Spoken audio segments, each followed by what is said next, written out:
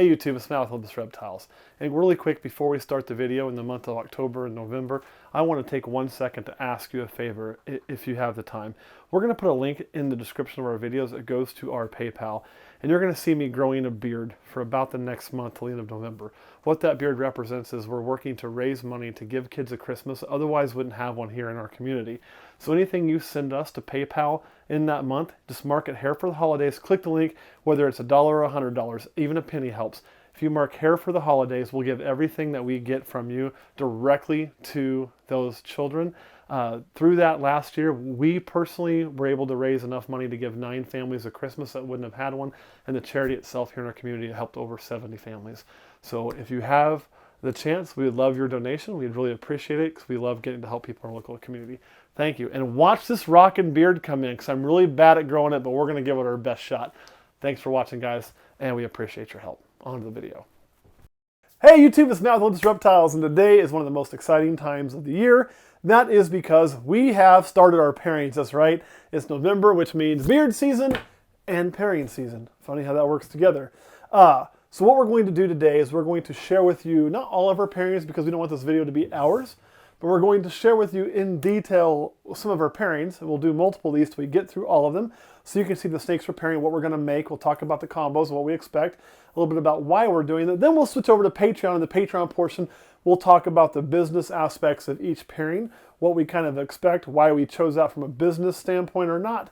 For those of you on Patreon who are looking at starting your own reptile business without... There's this weird spot, guys, if I step in this house where I'm finding, because we're actually not on the bottom floor. This is the bottom floor, but there's a cave, I guess you'd call it, beneath us with the floor that I can make. It's a crawl space. I can stand up with the floors like this, where I can make it creak, like the way the ventilation is ran. All right, enough of that. It's just creeping me out. This will be our first pairing.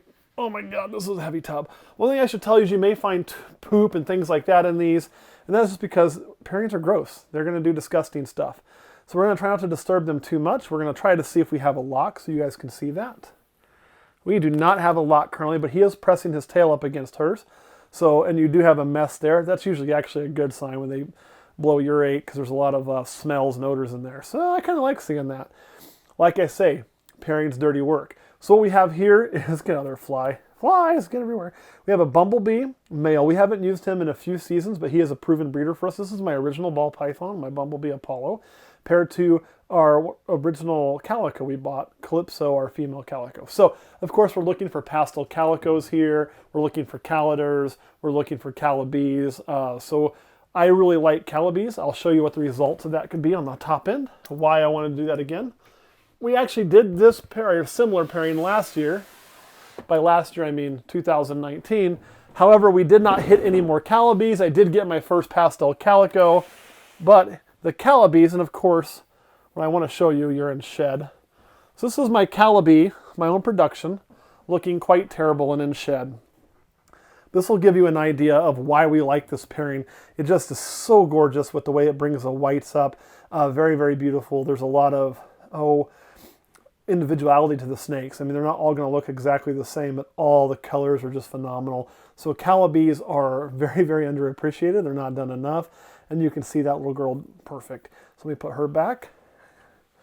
I know, you're in shed. You're like, why are you messing with me? I'm messing with you because the people need to see you. And that was a 2016 baby there. So she's doing quite well. This will be the next one I want to share.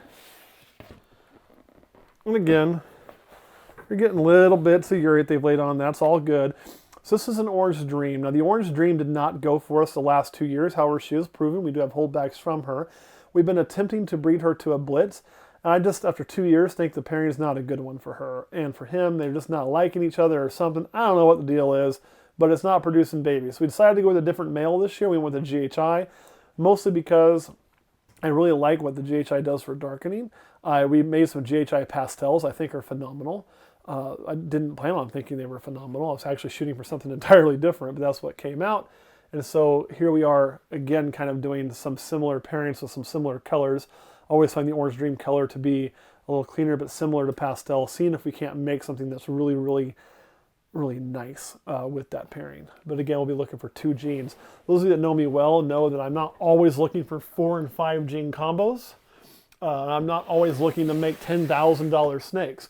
I think our best home is a lot of 2 and 3 gene combos, and you know, I mean, that's what, well, that'll be more of a Patreon conversation as to why, but it tends to be what we do. That being said, this is one with potential for a little more oomph on what it's going to produce. And again, you have a fresh urate that they're all going to get that out because it ain't going to matter now. As you can see, this is a visual lock we have going on right there. This is our big pastel het axanthic paired to our zebra bee. So he's there getting it done. I'm not going to keep him out very long. Of course, those of you who follow us know that we lost our killer zebra bee. This is a repeat of the pairing that made that. So again, trying to get that back, obviously. And when you see our other pairings this year, you will see that I have a lot more chances than just that to hit that. So we're really going to work towards getting one of those again. So I've got one more I want to share with you on this video. That is this one here.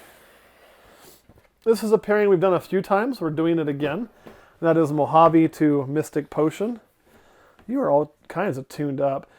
This is not showing any promising action right now. The male's kind of laying there, but he's not really pressing. But again, it's early in the year. This is to be expected on a lot of pairings. Sometimes just getting them together will start to spur the females to eat really well, and we'll start seeing locks when she's damn good and ready. So if we're not seeing locks right now, some people want to freak out. Well, you're lifting your tail. That's kind of a good sign. I don't freak out about it. I mean, I'm not going to freak out about not seeing locks until we're getting down deep in the season.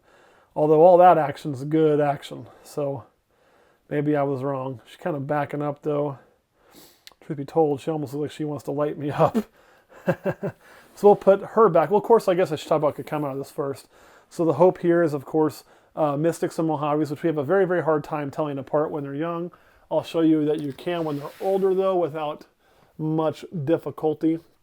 You guys have heard me talk about how much darker a Mystic ends up being. So Mojave, very light. Mystic, very dark. Kind of a chocolate, kind of a black. So that is, as they age, becomes much, much easier. At least I think. And then the Mystic Potion is a Mystic Mojave. So this is a clutch that can produce bells, Mystic Mojave bells, and Super Mojave bells. Blah, Super Mojave and Mystic Mojave. So you get your Mystic Potions, like the father, or you can get all white snakes with a gray head, which is a Super Mystic or Super Mojave. That's what we're looking for. Here you can also get Mojaves, and you'll never make a normal. So that is really nice. And you can also get Mystics. So Mystics, Mojaves, Super Mojaves, and Mystic Mojaves. Those are the 4 things that can come out of that pairing. So you can't get a normal?